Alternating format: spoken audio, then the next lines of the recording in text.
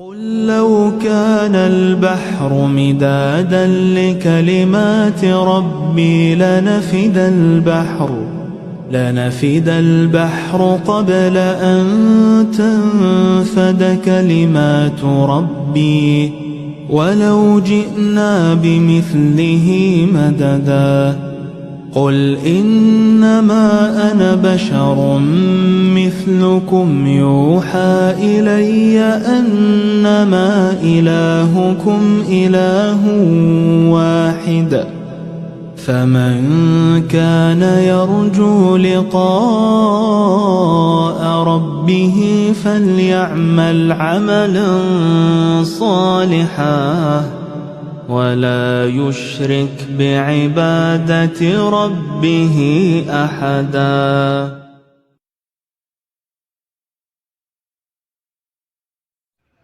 Assalamualaikum warahmatullahi wabarakatuh. Ternyata Pancasila itu diambil dari Al-Quranul Karim.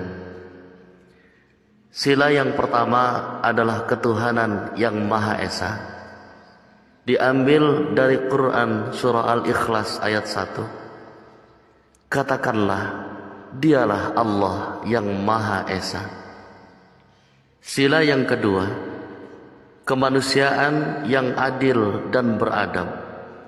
Diambil dari Al-Quran surah An-Nisa ayat 135. Maka janganlah kamu mengikuti hawa nafsu, hendaklah kamu jadi manusia yang adil. Sila yang ketiga, persatuan Indonesia. Diambil dari Al-Quran surah Al-Hujurat ayat 13.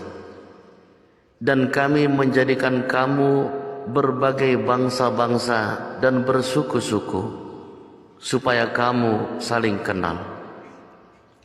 Sila yang keempat, kerakyatan yang dipimpin oleh hikmat kebijaksanaan dalam permusyawaratan perwakilan. Diambil dari Quran surah Asy-Syura ayat 38. Sedangkan urusan mereka diputuskan dengan musyawarah antara mereka. Dan sila yang kelima, keadilan sosial bagi seluruh rakyat Indonesia. Diambil dari Quran surah An-Nahl ayat 90. Sesungguhnya Allah menyuruh kamu berlaku adil dan berbuat kebajikan. Selamat Hari Pancasila 1 Juni 2022. Wassalamualaikum warahmatullahi wabarakatuh.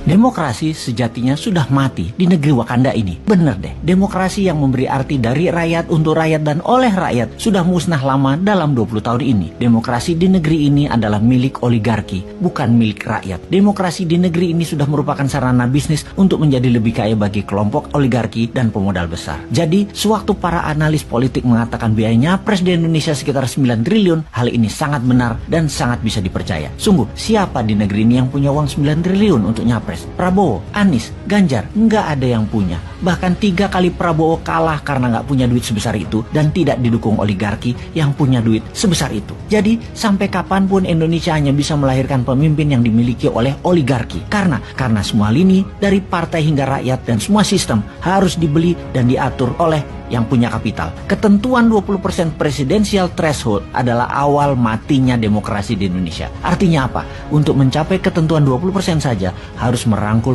partai lain, dan untuk merangkul ini tidak cuma-cuma, harus bayar mahar. Setelah dapat threshold 20%, apakah sudah cukup? Ya, hanya cukup untuk mendaftar ke KPU saja. Perjalanan masih panjang fulus keluar setelah mendaftar dari KPU tersebut. Kita hitung berapa biaya itu. Bervariasi di partai kelas menengah dan atas, paling murah 1 triliun. Di kelas menengah partai minta antara 400 sampai 500 miliar. Plus ada tambahan beberapa kursi kementerian dan jabatan berpotensi menghasil cuan lain yang mereka minta. Bisa dibayangkan dari mana calon capres untuk bisa membiayai mahar partai kalau tidak mencari pemodal. Di sini Indonesia akan selamanya dikungkung oleh oligarki jika ketentuan presidensial threshold tidak 0%.